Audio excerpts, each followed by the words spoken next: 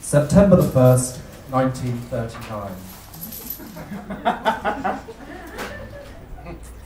I sit in one of the dives on 52nd Street, uncertain and afraid, as the clever hopes expire of a low, dishonest decade.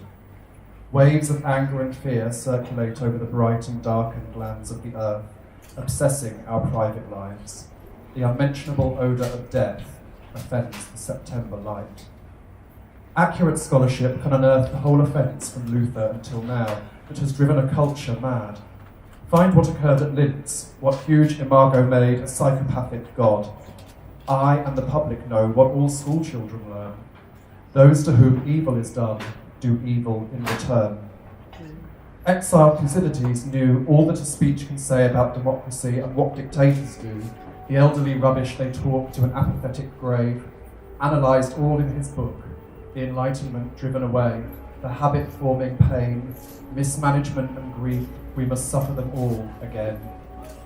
Into this neutral air where blind skyscrapers use their full height to proclaim the strength of collective man, each language pours its vain competitive excuse, but who can live for long in a euphoric dream?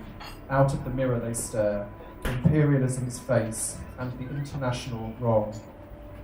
Faces along the bar cling to their average day, the lights must never go out, the music must always play.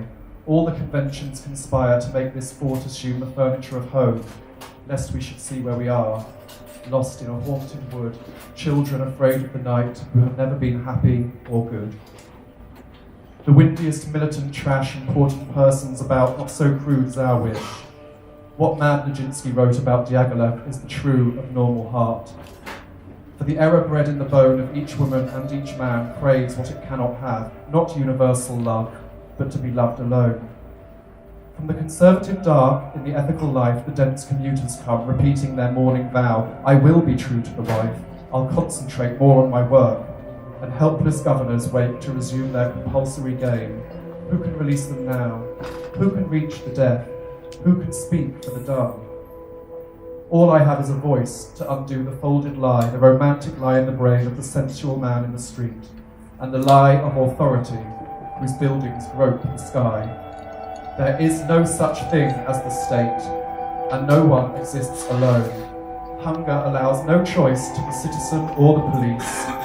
We must love one another or die.